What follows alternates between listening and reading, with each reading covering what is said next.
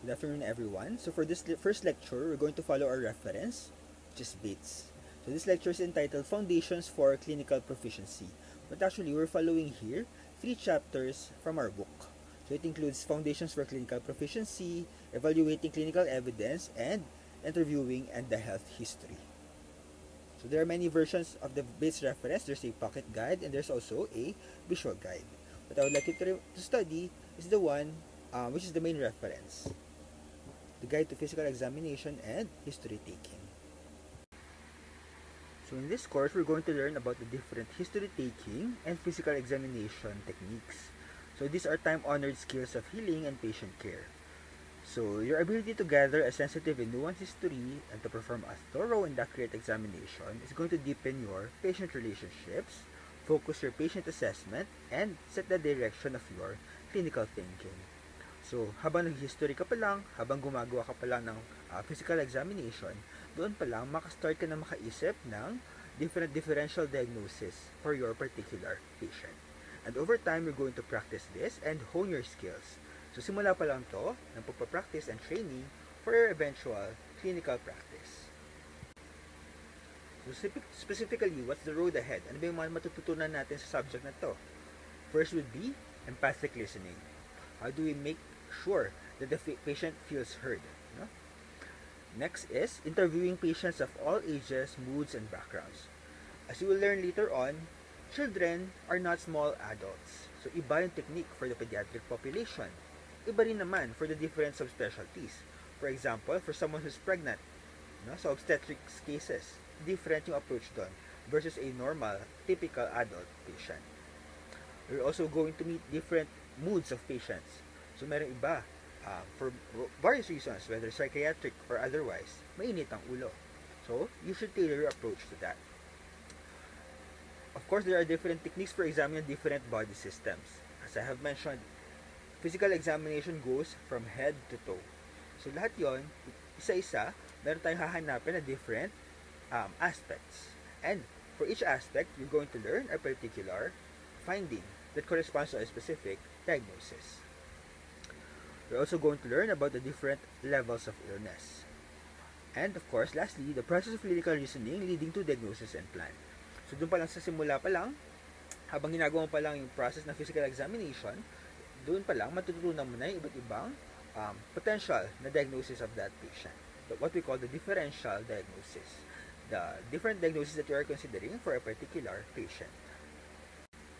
So, this particular lecture, I have divided into 4, specifically corresponding to different parts of a medical record. Meron nga tayo dyan mnemonic, di ba? SOAP.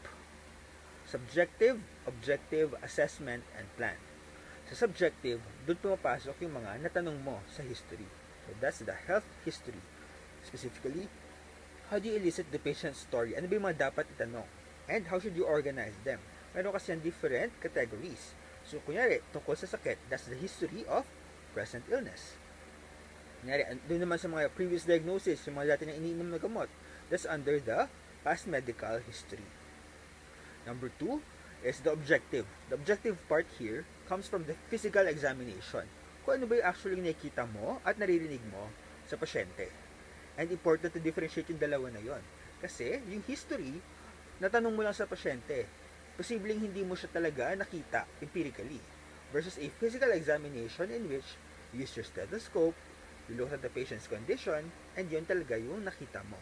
So that's why it's called objective. For part 3, we're going to discuss the assessment and plan. In other words, ano ba yung clinical reasoning? Kapag ito yung nakita mo, ano yung may isip mo dapat na sakit?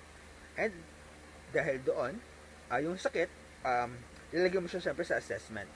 And pwede, sa discussion, pwede mo isama doon yung differential diagnosis. In other words, ano yung mga iba mo kina-consider na condition ng pasyente bukod doon sa main na diagnosis. And under sa plan, doon mo ilalagay both diagnostic and therapeutic plans. So, sa diagnostic plan, syempre, doon mo ilalagay yung mga kailangan mong i-order na laboratory testing, for example, and mga radiologic testing para ma-verify or ma-confirm kung ano man yung isip mong sakit from the history and TE. Doon din sa plan pumapasok yung therapeutic plan. Yan yung classic na plan na naiisip natin, no? Nandiyan yung gamot. So, gaano katagal bago yung next na follow-up? Okay? And lastly, for the last part of this guide, we're going to discuss a quality clinical record. In other words, what makes something a good medical record? No? What are the aspects that should be seen in order to document findings effectively? At this point, it's important to differentiate between what we call a comprehensive versus a focused assessment. So, comprehensive assessment is what you should learn. Kasi nag-start pa lang tayo as medical students. Kapag comprehensive sinabi, sakop lahat, no? So, lahat ng aspeto, all the systems from head to toe, versus a focused assessment. Kasi nagsisimula pa lang, comprehensive dapat yung gawin nating assessment para matutunan how to do it properly. But take note, na kapag tumungtong na kayo sa residency or sa fellowship, that's where you do a focused assessment. Kasi doon, kino-confirm mo na lang or pina-follow up mo na lang kung ano ba yung natutunang bago. Okay? Mayroon pang other settings kung saan makikita natin yung focus assessment. Tingnan natin isa-isa. Okay? So, the comprehensive assessment is appropriate for all new patients. Parang recording mo na rin siya to get a baseline. Ano ba yung mga sakit na nandito? And important din siya legally, of course. Kasi what if sabihin ng pasyente, hindi mo siya na-diagnose ng sakit na yon. Pumunta siya halimbawa sa ibang doktor, tapos sinabi na meron siyang bagong sakit. No? So pag hindi mo nakita, na-miss out mo, kasalanan mo yon, di ba? So next, it provides fundamental knowledge. Kaya siya important for medical students. It tells you fundamentally everything that there is to know about the patient at that given point in time. Next, it also strengthens clinician-patient relationship. Siguro familiar kayo sa social media, maraming issues, di ba? Na parang, tingin lang daw sila 5 minutes ng doktor, tapos libo-libo na agad yung siningil. That's what happens when you don't do a proper comprehensive assessment. So you should do that at least the first time that you meet a patient. It's important in providing a baseline for future assessments. So, pag follow up na lang sa inyong pasyente, i-compare mo lang siya kung ano yung una mo nakita sa first comprehensive assessment. And lastly, it creates a platform for health promotion. In other words, yung mga advocacies natin as doctors, for example, prevention, lifestyle changes, dyan yung magandang ipasok. And in contrast to that, there is also a focused assessment. Important yan for established patients. For example, yung patient mo meron ng long-term maintenance medications, then you could just do focused assessment na lang. Could also be used for urgent care visits. Halimbawa, nasa emergency room ka, syempre hindi mo naman pwedeng gawin na head to toe muna i-assess, nag-aagaw buhay na yung pasyente mo. Huh? So you could also do there a focused emergency assessment. Kapag nasa subspecialty naman na kayo, you could focus on certain concerns or symptoms. Okay? For example, kapag rheumatologist ka, ano bang ginagamot ng rheumatologist? Di ba yung mga iba-ibang types ng rheuma? Whether osteoarthritis, rheumatoid arthritis, etc. So kapag ganun, ifo-focus mo lang yung mga alam mo na pwedeng affected in rheumatologic conditions. Okay? So, each lecture here is like a focus assessment. For example, the head and lecture, or for example, the eyes, ears, nose, and throat lecture, para siyang focus assessment na ginagawa ng mga ORL. No? Physical examination of the eyes, also known as the basic eye exam. Then, there's also a focus examination naman na ginagawa ng mga opta. Okay? Yan. So, for each system, kailangang aralin ano ba yung appropriate examination methods. Now, let's differentiate between signs and symptoms as well as subjective and objective data. So, kapag sinabing signs is an objective finding, while symptoms are subjective data. So, yung symptoms makuha mo from the history taking, while yung signs makuha mo from the physical examination. So, let's look at an example. So, Mrs. G reports pressure over her left chest like an elephant sitting there. Parang may bigat daw na dumadigan. That's part of the history. That's a symptom. So, pag sinabing history, lahat doon kasama. Starting from the chief complaint down to the review of systems. So, kasama mo dyan yung personal social history, past medical history, immunization history, etc. Doon naman sa physical examination, doon makuha ang signs like vital signs. Mrs. G's blood pressure is 160/80, heart rate is 96 beats per minute and regular, and the body mass index is 26. So, yun. But, hindi lang physical examination, kasi take note na even lab information as well as test data. Pasok din yan under objective data and science. So, kunyari, yung mga previous na CBC, ni-record mo, doon yan papasok as objective data.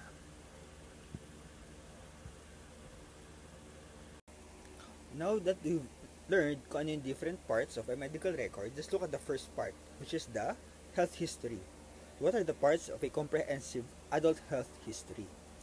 First, you need to identify, identifying data as well as the source and reliability of the information. So, kasama sa identifying data, for example, yung date, kung kailan mo kinuha yung history. Sa trauma, which is a different subspecialty, mayroon nga tinatawag na DOI, TOI, POI, and MOI. Date of injury, time of injury, place of injury, and mode or mechanism of injury. So, parang ganun lang din. So, kailangan mo kompleto yung record mo. Next would be source and reliability. Halimbawa, in-interview mo ba talaga yung pasyente directly? Or for example, kapag pediatric patient, ang source mo ba ng information is the mother. Yan. Tapos, alongside that, you indicate alongside the source kung gaano ka-reliable yung information. For example, pag mother siguro medyo reliable yun, di ba? Pero halimbawa, bystander in an accident. Di ba? So, medyo incomplete yung information na makukuha mo. And just need to indicate that in your medical chart. Next is the chief complaint, which is, ito yung sagot kapag tinanong mo yung pasyente, bakit po kayo nagpatingin? Ano po may tutulong ko sa inyo? Di ba? And as much as possible, you need to write the chief complaint in your own words. In your own words, I mean the words of the patient that you're talking to. But take note na yung sa different departments, meron silang mga specific na complaints. For example, pag sinabing abdominal pain, no? Yun, that's a specific chief complaint. Tapos meron na agad na mga iniisip na differentials for that chief complaint. Okay? Next would be the present illness. In other words, diyan mo kailangan characterize completely yung nagsimulang chief complaint. No? So, halimbawa, sakit ng tiyan. Kailan po ba nagsimula? Paano po ba yung character nung sakit ng tiyan? Para po bang namimilipit o parang tinutusok ng ice pick? Those kinds of things. Diyan din pumapasok yung mga, meron na po ba kayong ininom na gamot para dyan? Nagpatingin na po ba kayo sa ibang doktor para dyan? Ano pong sabi nila? There. Next would be the past history. The past history covers all the other previous illnesses of the patient. Halimbawa, alongside that abdominal pain, meron ba siyang kasamang hypertension, diabetes? Important yun because it's also going to affect your differential diagnosis. Sa family history, dyan ililista lahat ng mga sakit ng kanyang pamilya. And it's very important, especially kapag mga genetic conditions. And depende rin sa subspecialty. For example, if you're in family medicine, kung doon ka nag-rotate, ang task ng family history nila is relatively more extensive. Meron pa nga dyan pinapagawa na family tree, also known as the genogram. So, in the genogram, you place all the members of the family, their relationships to each other, as well as the different conditions affecting each of them. And then, in the personal social history, for adults, ang kasama dyan, meron po ba kayo ibang bisyo? Uminom po ba kayo ng alak, naninigarilyo? Gumagamit po ba kayo ng pinagbabawal na gamot? Those kinds of things. And lastly, the review of systems. The review of systems is a head-to-toe evaluation. So, head-to-toe evaluation, pero patanong lang. Kasi kung in-evaluate mo na talaga, physical examination na yon, di ba? So, sa review of systems, tatanong mo, halimbawa, mayroon po ba kayong problema sa paningin, sa pandinig, hirap po ba kayo lumunok, may problema po ba sa tiyan, sa tibok ng puso, ganun. And remember, when you're doing an interview, it's actually fluid, no? So, natural yung flow ng usapan, parang conversation. Pero, pag nirecord mo na sa chart mo, hindi ibig sabihin na fluid ka din. You should always structure it according to the standard organization of a medical history. So after the chief complaint, you have to clarify the present illness. So doon, kunyari yung chief complaint niya, masakit po yung dibdib ko. Or it's chest pain. Doon sa present illness, doon mo i-quantify kung ano exactly na type ng chest pain. So you need to give a clear chronological account of the patient's problem. So first principal symptom, you need to elicit 7 attributes. Ano yung 7 attributes na yon? First, location. Where is it and does it radiate? Halimbawa kung chest pain, saan po ba exactly? No? Dito ba siya sa ilalim ng substernal location? O mas mababa ba siya? Parang more epigastric na. Diba? And does it radiate?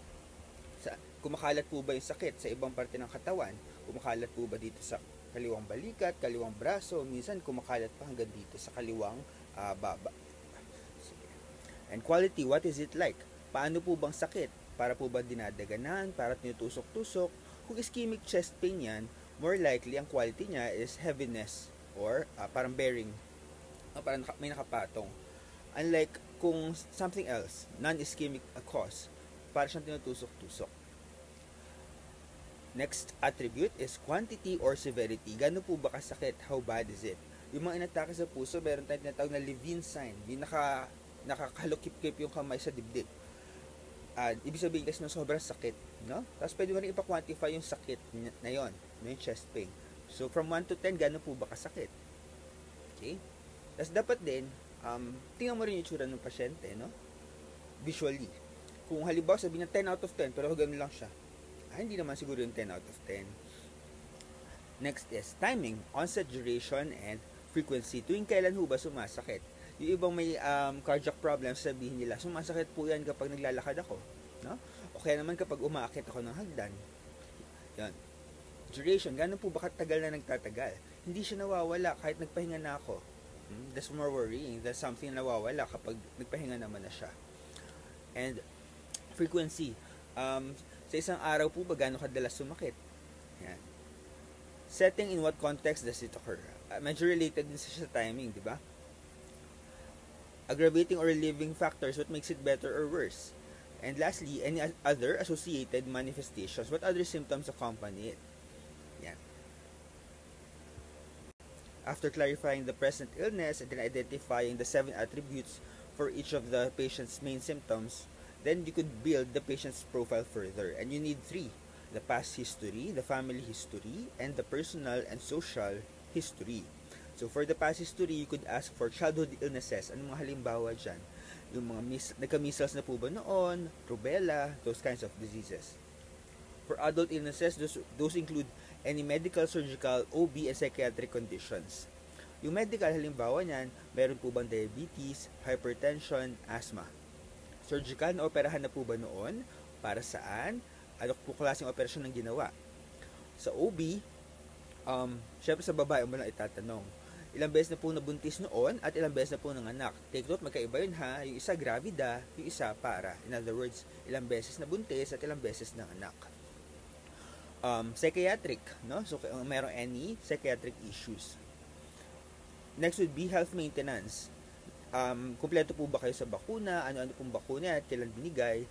Tapos kapag medyo adult na, of course, yung mga screening tests, halimbawa, mammogram para sa mga babae, tapos FOBT o kaya naman colonoscopy para sa mga lalaking mas matanda.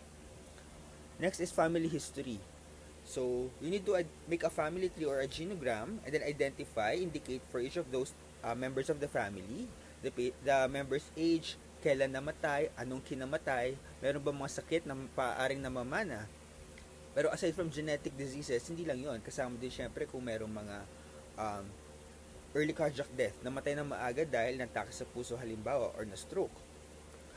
Yan. Tapos maganda ilagay din doon kung ano yung kinamatay ng bawat isa. No?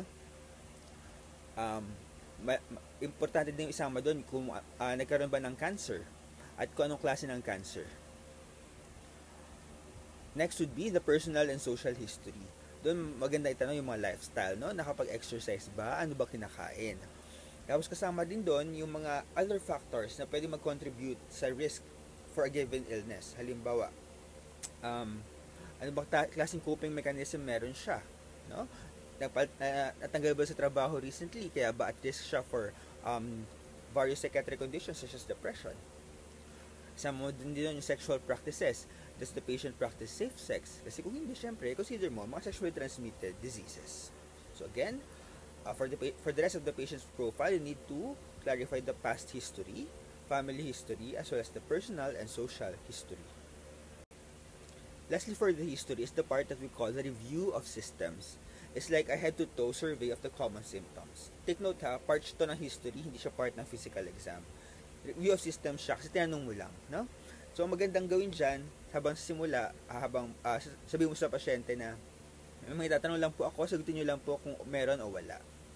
So, it consists of yes or no questions, usually at the end of the interview, to uncover problems that the patient may have overlooked. Yung mga hindi niya lang na-consider o mga nakalimutan niya lang kasi hindi siya part ng present illness. Sige. So, as I have mentioned, you prepare the patient by explaining the importance. Para lang, tingnan kung meron tayong mga nakaligtaan. So, you start with the general things. Nangayayat po ba kayo kamakailan? Napapagod po ba kayo o nilalagnat? So, para siyang mga B symptoms na tinatawag sa cancer. No? So, mga parang generalized symptoms. Next, the skin. Meron po ba kayong mga rashes, lumps, sores, or itching? Sa head and neck. Sumasakit po ba ulo ninyo? Nalalabo po ba ang mata? Nagkakaroon po ba ng paghina ng pandinig at masakit ang lalamunan? No? Sa respiratory, may ubo ho ba, hinihingal? Cardiovascular, may masakit po ba sa dibdib? Kumakabog po ba ang dibdib? Sa gastrointestinal, nagbago po ba yung pagdumi ninyo? Sumasakit po ba ang tiyan ninyo? Sa musculoskeletal, kumusta po ang kasakasuan? Meron po ba masakit? So yun, head to toe lang. Similar to the pattern that we follow during the physical examination. But the review of systems, as I have clarified, is a quick survey. Parang tinanong mo lang siya na mabilis, no? Kung meron pang nakaligtaan sa history taking.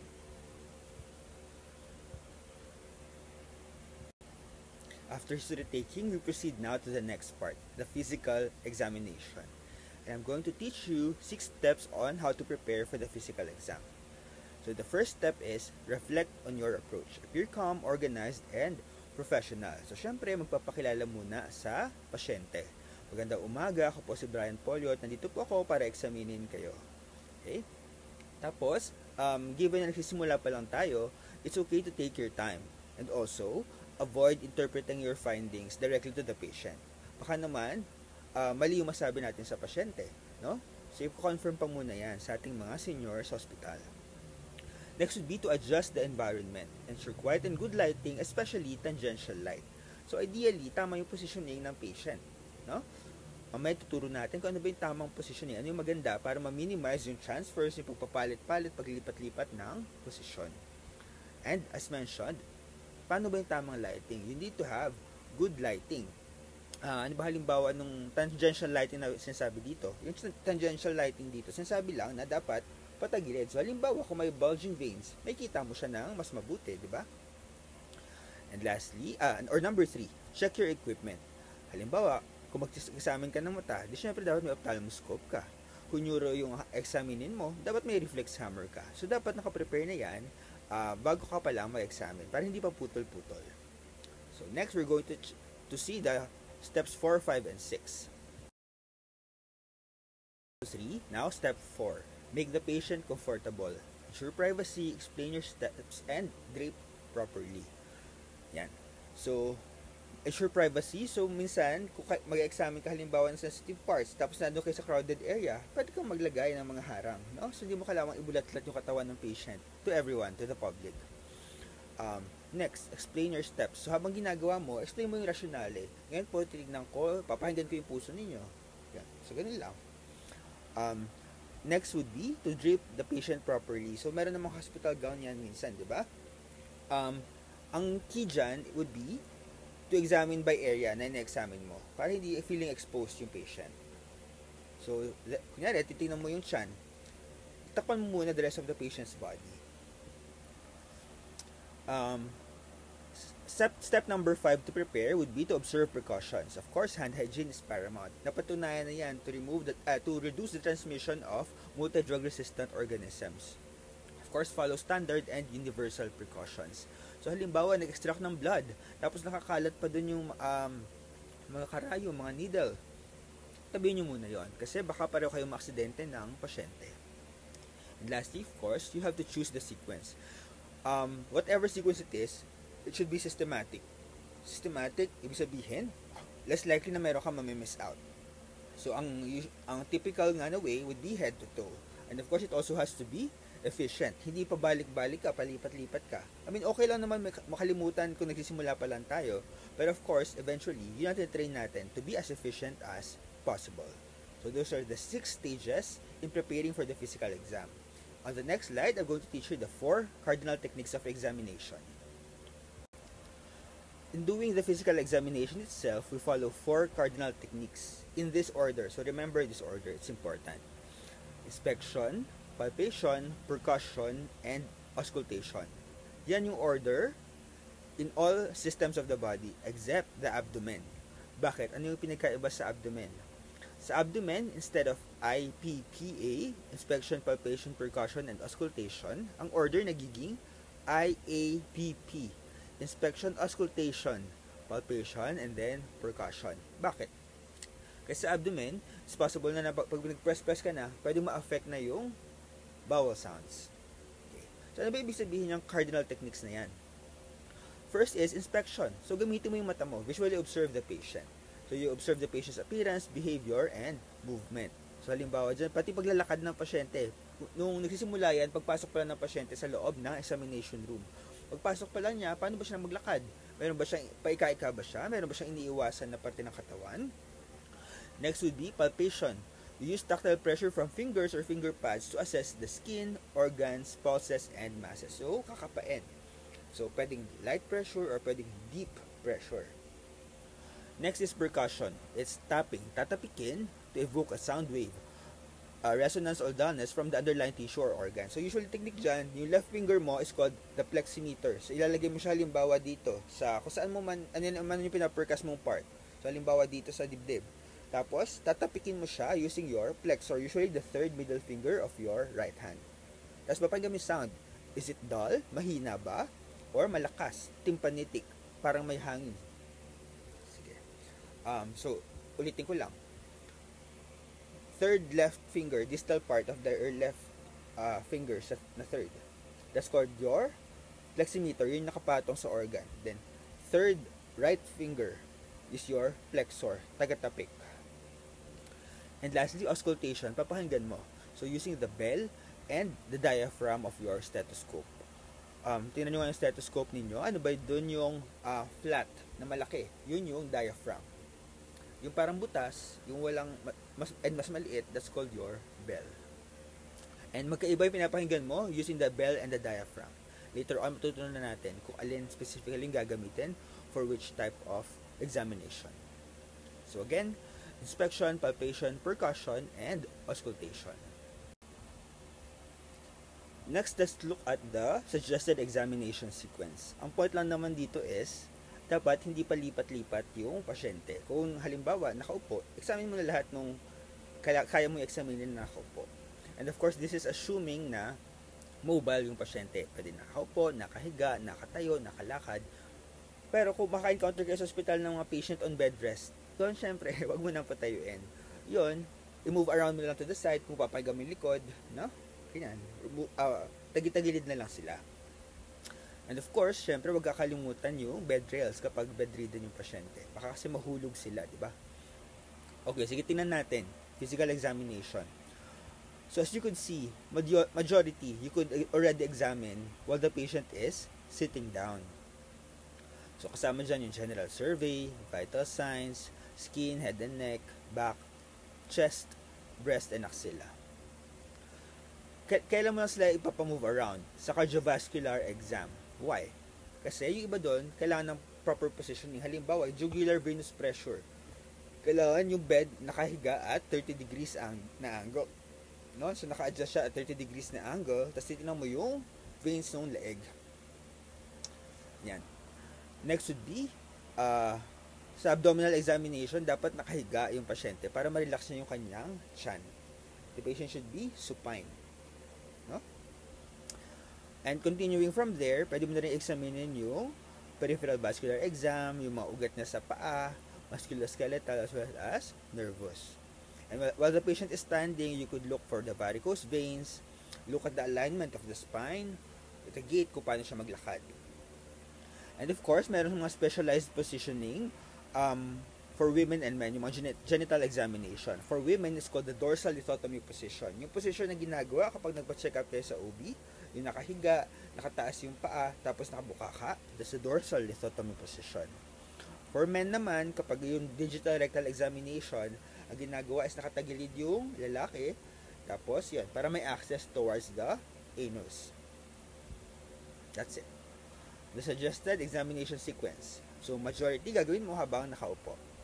Except kapag bedridden yung pasyente.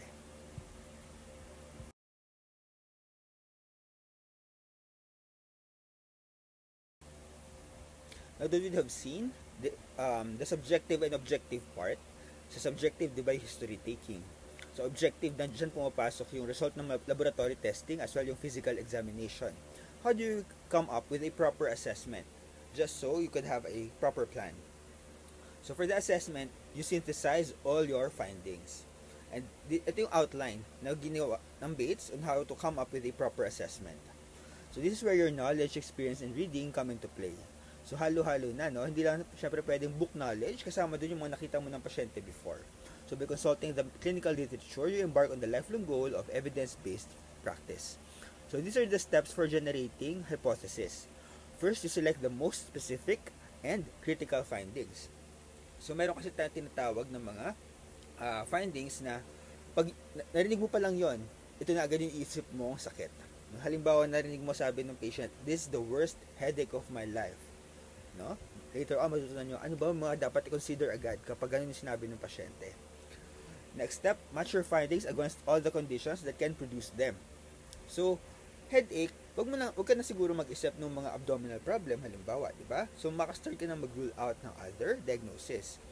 So, in your head, meron ka ng listahan. At ano kaya mga posibleng sakit na pwedeng mag-cause ng worst headache of my life?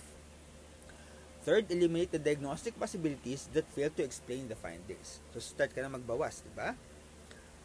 And lastly, weigh the competing possibilities and select the most likely diagnosis. So, statistically speaking, ano yung pinaka-maraming na-explain na features of the patient's condition? Ano ba yung diagnosis na yon? Yun yung pipiliin mo as your primary or present working impression. And of course, lastly, there's just a caveat.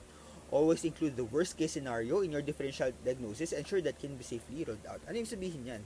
Ano ba yung worst case scenario? Yan yung mga life-threatening conditions. Yung mga dapat meron immediate action. Yung mga dapat isugod na agad sa emergency room. Halimbawa, stroke, heart attack, yung mga ganong condition. Dapat at the back of your head, you should always try to consider that. Na-rule out mo ba talaga yon? Yan. So, those are the steps for generating and testing clinical hypothesis. And lastly, remember subjective, objective assessment, and now for the plan. So, for the plan, you need to come up with a problem list for your patient. So, it's numbered and prioritized from the most important, the most pressing, and the most active problems of the patient, yung mga pinakailangang ma-address agad, down to the least. No? And bakit kailangan yung problem list? It's because your plan comes from that. So, for every item on your problem list, dapat merong corresponding na either diagnostic test o kaya naman treatment plan. So, the plan should flow logically from your assessment and problems identified. You should specify the next steps for each problem, including tests, medications, consultations, and patient education. So, halimbawa, nag-result ka ng bagong gamot. May corresponding yun na follow-up in a few months or weeks, di ba? Halimbawa naman, na-identify mo pala na chronic alcohol drinker yung patient mo. Then, merong corresponding na patient education. Okay? And, in-emphasize sa point na to, yung tinatawag natin na shared decision-making. What's shared decision-making? It's the pinnacle of patient-centered care. In other words, wala kang parang paternalistic attitude towards your patients. Hindi ikaw lang taga-dikta kung anong gagawin ng pasyente. Dapat, pareho kayo nagdedesisyon. Kaya ba sundan ito ng patient sa lifestyle niya? Swak ba to sa kanyang mga paniniwala? No? So, this practice promotes optimal therapy, adherence to treatment, and patient satisfaction. Okay. And lastly, before we move on to the next part of the lecture, what should be the characteristics of a quality clinical record? It's almost like a legal document, the clinical record. But aside from that, it's also a communication tool between members of the team. Kasi hindi mo naman makakasabay o makausap sa duty lahat ng mga other healthcare professionals. No? So nag-communicate kayo in a way sa clinical record ng pasyente. So it would reflect your analysis and document the patient's story, findings, assessment, and plan in a formal, legible format. So dapat mahalagang sundin yung order na discuss natin. Kasi that's expected by all other healthcare professionals. So what are the attributes of a good record? First, it should be a clear order. The headings should be clear and the chronology should be logical. So dapat may mga subheadings, di ba? Tapos chronology is logical. So pwedeng chronological in terms of time, no? Ano yung mga unang symptoms na naramdaman? Pwede namang in terms of importance, ano yung mga pinaka-pressing right now. The point is, hindi mo susundan kung ano yung na-elicit mo sa patient mo. In other words, hindi yung parang kinukwento mo lang talaga. Dapat naka-organize na. Iba yung actual history taking sa actual writing of the clinical record. Next, it should be complete of supportive data. The data should contribute directly to the assessment. So, halimbawa, lahat ng symptoms na nilagay mo, dapat kayang i-explain nung final na assessment. Kasi otherwise, kung hindi kompleto, ibig sabihin, meron kang ibang sakit na na-miss or hindi na consider sa diagnosis mo. Should also include pertinent negatives. In other words, ano ba yung mga hindi mo nakita sa pasyente that supports why you're not thinking of a specific or a particular condition. Yung mga kailangan mong i-rule out. Next, it should have appropriate detail. Avoid any overgeneralizations and omissions. And it should not be buried in excess details. Hindi naman siya dapat novela. Hindi naman siya dapat 10 pages na hindi pa rin tapos. But at the same time, hindi naman sobrang igse na parang isang line na lang yung clinical record na ginawa mo for your patient. It should use a succinct style. Yung mga phrases na ginagamit, dapat yung accepted lang. Yung uso-uso siyan sa mga clinical chart, especially nung manually written pa siya, na sobrang dami ng abbreviation. Dapat yung mga accepted lang. Yung mga alam ng consultant nyo, ng mga seniors ninyo, yun lang gagamitin ninyo. Hindi naman parang puro abbreviation na lang, puro acronym na lang lahat. And lastly, it should have an objective tone. The write-up is neutral and professional without inflammatory language. So wala ka naman sisiraan doon na pasyente or bantay o kaya naman fellow healthcare professional. Dapat, at the end of the day, is still just a record of your patient's conditions and your plans about that. So there, the quality clinical record should be clear, should have supportive data, should have pertinent negatives, should have appropriate detail, should be written succinctly, and should have an objective tone. And after this, we're going to move now on evaluating clinical evidence. The next part of our lecture corresponds to Chapter 2 of PATES. So it involves evaluating clinical evidence. So when we're doing our practice, we're synthesizing 3 factors: clinical expertise, patient values and preferences, and the best clinical evidence. So the best clinical evidence comes from various factors, not just the history and physical examination, but also the research studies na ma-encounter natin during our medical school experience. Of course, we synthesize that with our own personal biases that comes from clinical expertise, and of course, we should all tailor fit it to the patient's values and preferences. And at the intersection of these 3 factors, nandyan ang evidence-based practice. When we talk about diagnostic tests, hindi lang mga laboratory testing, hindi lang radiologic testing ang diagnostic test. In a way, the history and physical examination are diagnostic tests. So, you could come up with a low probability na meron siyang sakit na yon, or a very high probability. And somewhere in between, nandoon pumapasok yung further testing na needed, yung mga lab tests, yung mga radio tests. So, halimbawa kasi, kapag very low probability na meron siya ng sakit na yon, huwag mo na i-test, kasi sayang lang yung resources there. Kapag naman sobrang high ang probability na meron siya ng sakit na yon, huwag ka na magpatumpik-tumpik pa. Gamutin mo na, huwag ka nang magsayang ng pera sa testing. So, there, in a way, the diagnostic process begins with the history leading to a differential diagnosis. Your goal is to determine whether you need more testing.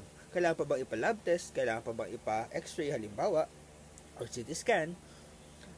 If it's somewhere in between very high and very low certainty, that's where you need to do further clinical testing.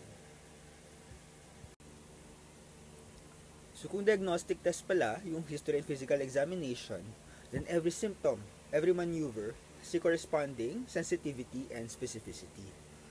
So ano ba yung sensitivity and specificity? Those are measures of validity of a test. Ganun siya ka-accurate. Okay?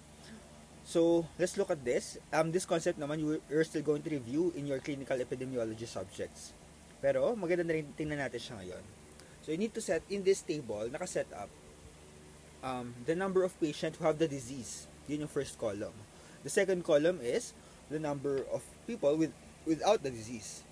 Sa first row, sino yung mga magte-test positive for a given symptom or for a given physical examination technique or even any other diagnostic test such as yung mga laboratory testing and radiologic testing. Sa second row, dun yung mga magte-test negative. So as you can see, naka-assign dyan, A, B, C, and D. Remember that order, hindi yan nagbabago. No? So true positive, false negative, and true negative. So A over A plus C, also known as the true positive rate. So, among those with the disease who are going to test positive, that's called the sensitivity. Doon naman, sa second column, D over B plus D, among those without the disease who are going to have a negative test. Yun yung specificity. Okay? So, to remember that, we have a mnemonic. A highly sensitive test, when negative, is going to rule out the disease. So, snout. While a highly specific test, when positive, rules in the disease. Spin. So, spin and snout. So, ganito yan, para maiisip natin. Kapag sensitive yung test, mababa yung threshold bago maging positive. So, ibig sabihin, mas madaling mag-positive. So, kapag negative ka sa highly sensitive test, rule out mo na yung sakit na yon. It's very unlikely na meron ka nung sakit na yon. In contrast, a more specific test has a higher threshold. In other words, mahirap mag-positive sa specific test.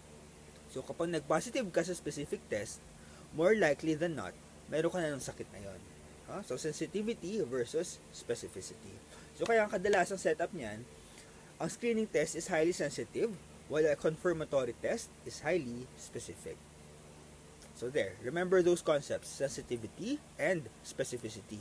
They measure the validity of a diagnostic test, and it's applicable to both the symptoms of a patient as well as the physical examination findings.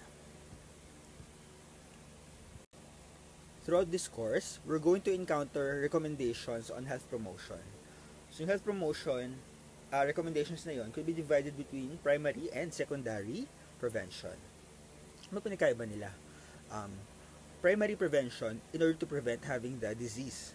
While secondary prevention, meron ka na ng sakit na yon, but gusto mo na siyang mahuli at an early or asymptomatic stage para hindi na siya lumala and maging symptomatic. So what's the basis for those prevention recommendations? Ang basis for that would be this, the pyramid of evidence. No? So dito pinapakita which kind of evidence lead to the strongest recommendations. Okay? So makita nyo, pinakamababa is expert opinion. And pwede pa isama dyan yung mga anecdotal of findings. Yung mga nakwento lang, nasabi lang na gumaling siya sa ganitong sakit dahil may ginawa siyang ganitong method. Yon, pinakamababang evidence yon. Ba't ka naman kasi maniniwala opinion lang isang tao? Yung nangyari sa kanya, yung epektibo sa kanya, maaari din namang hindi epektibo sa iyo, di ba? Sumunod doon yung case report. Pag sinabing case report, isang pasyente lang yon. Pag sinabing case series, is a series of case reports. So, mas marami na ng onte, pero hindi siya properly controlled. Wala kang proper comparator group. Okay? Next is a case control study. A case control study is a retrospective study. So, kinuha mo yung grupo ng mga may sakit at yung grupo ng mga walang sakit. Tapos, tinanong mo, ano ba yung risk factors nila sa past? Of course, mayroong biases yon kasi pwedeng may recall bias. Pwedeng nakalimutan nila kung ano ba talaga yung risk factors. Kung na-expose ba talaga sila doon, kung ginawa ba talaga nila yon. So, kaya mas mataas ng very light yung cohort studies. Yung cohort studies are prospective. In other words, kukuha ka ng grupo na mayroong ganitong risk factor. Kukuha ka ng grupo na wala nitong risk factor. Halimbawa, Kukuha ka ng grupo na naninigarilyo, kukuha ka ng grupo na hindi naninigarilyo. Tapos susundan mo sila over several years. Titingnan mo kung ilan sa kanila magkakaroon ng ganitong sakit, halimbawa lung cancer. So, mas mataas yung level of evidence kapag cohort studies. Pero take note na both cohort, case control, case series, and case report are all observational. In other words, wala kang intervention. Hindi ka nanging alam. Ina-observe mo lang sila. Mas mataas na level of evidence sa kanila yung randomized controlled trials. So mag-introduce ka, halimbawa, ng isang intervention. Tapos titignan mo yung epekto nun kung sa pagkakaroon nila ng sakit. In that case, that's called a randomized controlled trial. At bakit siya randomized? Kasi naka-randomize kung saan mapupuntang grupo yung isang participant. So, randomly, i-determine whether doon ba siya sa may intervention or doon sa walang intervention. Okay? But ang pinakataas, ang pinaka-pinnacle of those level of pyramid of evidence would be systematic reviews and meta-analysis. Why? Ano ba ginagawa sa mga systematic review and meta-analysis? They're sinesynthesize yung findings from many different randomized controlled trials and observational studies. No? Synthesis kasi siya. Ano pinagkaiba nga pala ng systematic review sa meta-analysis? Sa meta-analysis, kinukuha mo yung actual numerical data from each of the other studies. Tapos, magko-compute ka to come up with your own computation. Okay? So, yun yung ina-assess when you make recommendations. All this is the pyramid of evidence that you take into consideration. Now, what are some critical appraisal questions that you need to consider? Are the results valid? Wala bang risk of bias? Kaya dyan pumapasok yung mga types of biases na aralin natin sa clinical epidemiology later on. What are the results? What's the magnitude and precision? Baka naman pala sobrang variable ng results na hindi ka makakuha ng definite conclusions. And lastly, how can I apply the results to my patient? Yun bang inaral doon sa studies na pinabasa mo? Yun ba ay similar sa profile ng pasyente? Baka naman pala yung study na yun ginawa sa mga babae na white, na Caucasian, na elderly. Tapos yung pasyente mo, teenager na lalaking Pinoy. Applicable ba yun? Most likely hindi, di ba? So there. That's the level of the pyramid of evidence that I would like you to be familiar with. For the last part of our lecture, we're going to talk about the art of the interview. So the interview, at the end of the day, is a conversation with a purpose. And what is the purpose of the interview? So the primary goals are to listen and to improve the well-being of the patient through a trusting, supportive relationship. So in a way, you could consider it as part of your treatment of your patient, di ba? Kasi minsan, pag napakinggan mo na yung pasyente, nag-improve na rin sila. So it is both a skill and an art, requiring a blend of patient-centered as well as clinician-centered approaches. So hindi lang naman nakasentro yung history taking sa pangailangan mo. Dahil kailangan mo i-record or i-document yung pasyente, kailangan mo rin consider yung kalagayan ng iyong patients. So what are the aspects of skilled interviewing? So here are several bullet points that I would like you to read.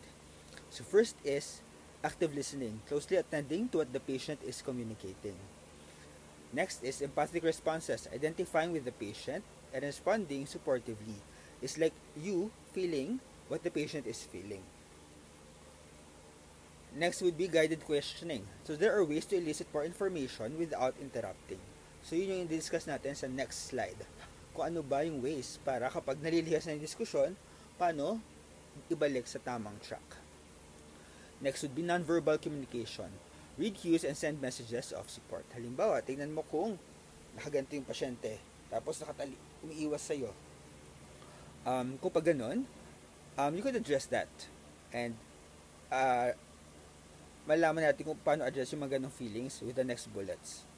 The next bullet is validation, affirming the legitimacy of the patient's emotional experience. So, paano ba mag-validate? So, simple lang. Halimbawa, involves a car accident yung pasyente. Sabihin mo, kinakabahan ho ba kayo? Or narattle ho ba kayo? Nakarattle ka naman ho kasi talagang ma-involve sa mga car accident, diba? Next would be reassurance, acknowledging feelings and providing appropriate comfort. So, pag sabi reassurance, hindi sabihin na lahat ako magiging okay lang ho kayo, gagaling din ho kayo. Hindi kailangan false hope, di ba? simpleng reassurance, pumapasok din doon yung simpleng pag-acknowledge ng feelings ng pasyente. Halimbawa, nalaman nyo ho na stage 4 na yung cancer ninyo, nalulungkot kayo.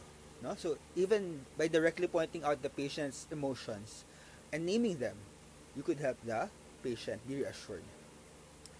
Next is partnering, expressing commitment to an ongoing relationship. So, sabihin mo lang, hindi ko kayo papabayaan, alagaan ho kayo habang naka-duty ako. Ganun lang, simpleng bagay lang yon, pero malaking bagay yon para sa pasyente. Next would be summarization, communicating that you are listening and organizing the story. So, halimbawa, tapos na yung story taking mo, di ba? Pwede mong i-summarize. Linawin ko lang ho, so yung ubo ninyo, 3 araw na, ganito ho yung mga karakteristik na nakita natin. Ngayon naman po, examinin ko na kayo. Okay? So, yung sinabi ko, ngayon po, examinin ko na kayo, anong klaseng action yon? That's what you call signposting. And signposting is a type of transition. Transition means you just orient the patient to changes in direction. So, halimbawa, lilipat ka na ng gagawin. Sasabihin mo lang sa pasyente. So, halimbawa, na-examine ko na ho yung puso ninyo, ngayon examine ko naman ho yung tiyan ninyo. Maaari ho ba kayong humiga? Mga ganun bagay lang. Lastly, empower the patient.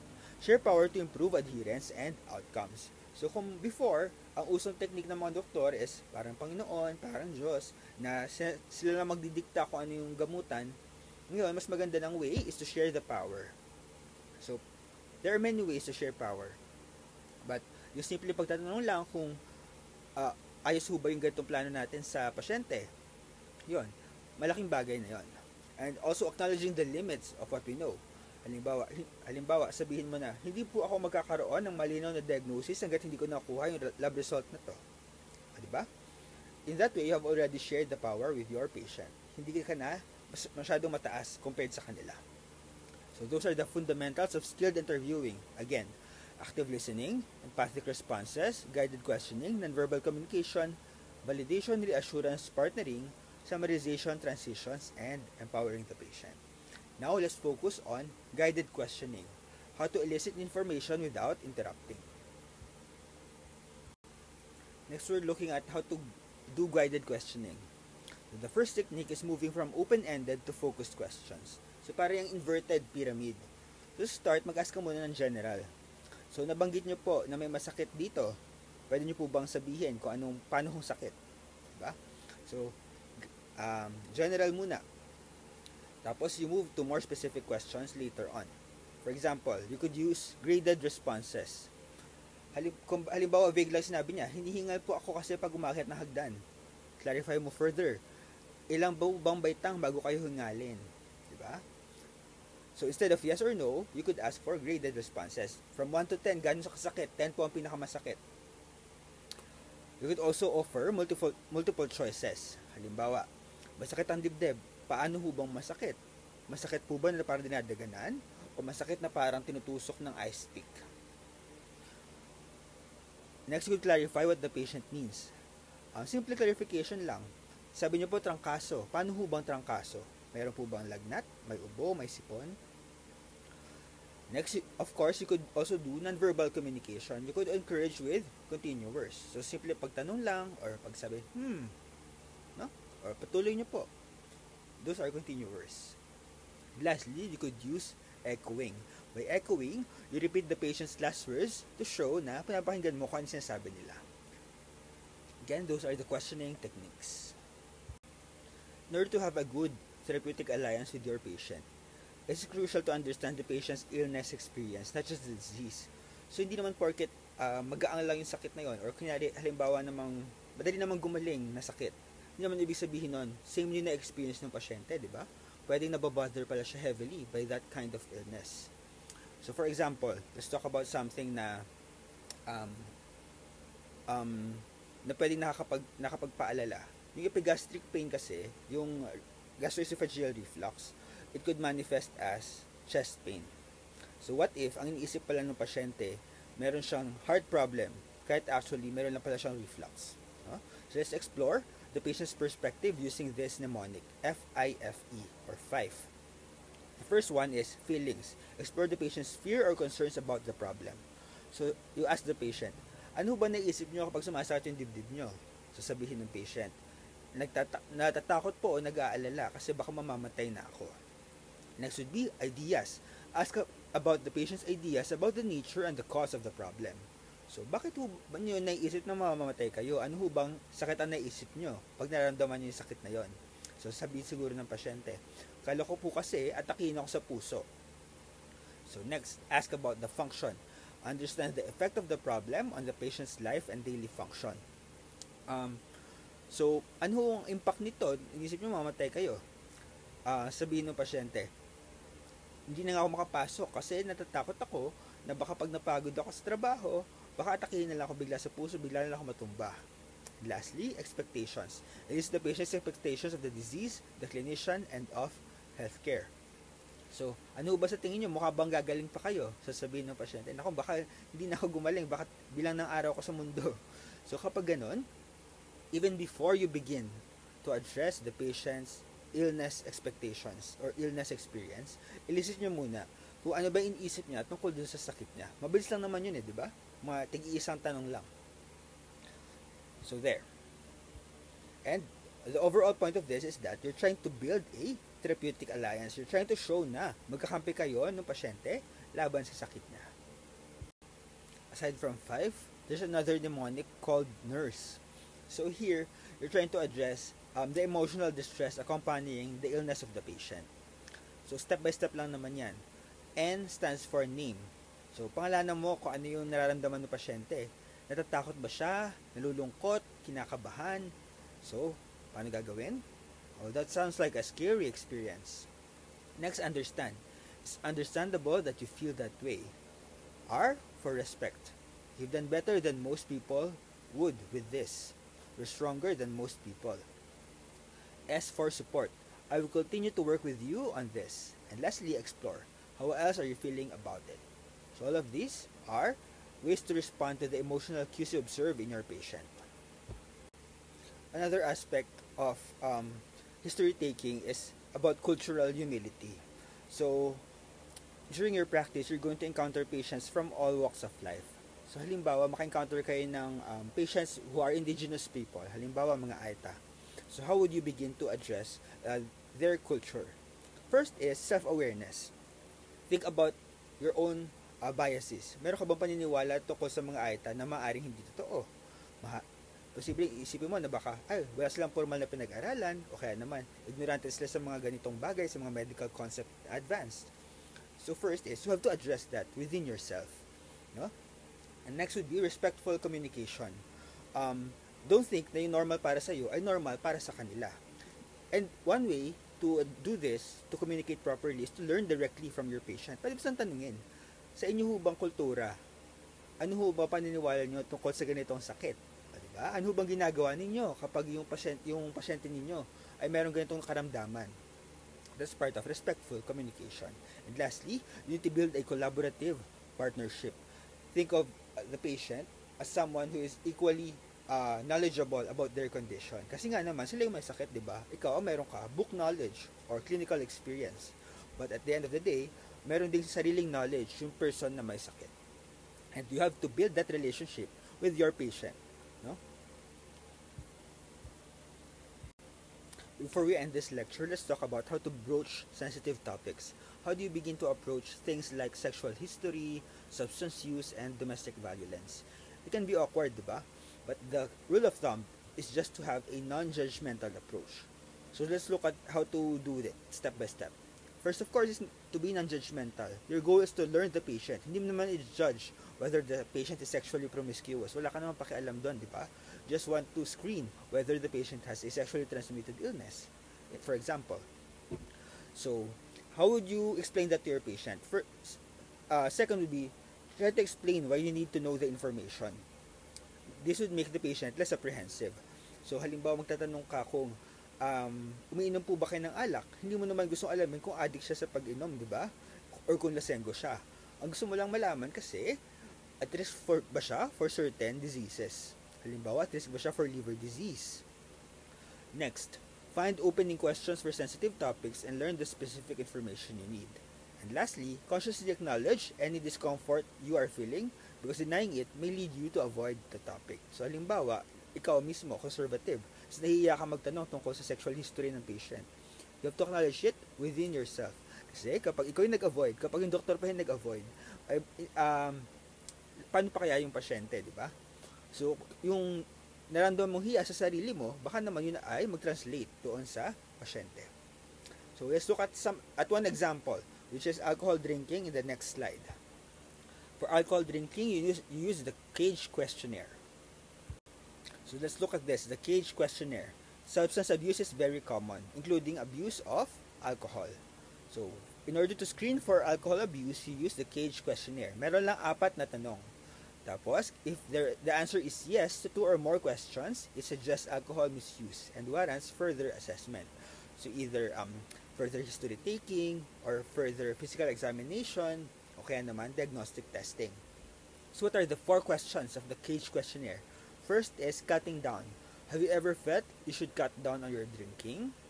A. Annoyance. Have people annoyed you by criticizing your drinking? Na-offend ka ba kapag pinapatigil ka sa pag-inom? G is guilty feelings. Have you ever felt bad or guilty about your drinking? And lastly, eye-openers. Have you ever had a drink first thing in the morning to steady your nerves or to get rid of a hangover? So that's the Cage questionnaire. Cutting down, annoyance, guilty feelings, and eye-openers. So finally, just to summarize, and to find the essence of our history-taking discussion. At the end of the day, you just need to follow professional ethics. And there are 4 principles guiding professional ethics: non-maleficence, beneficence, autonomy, and confidentiality.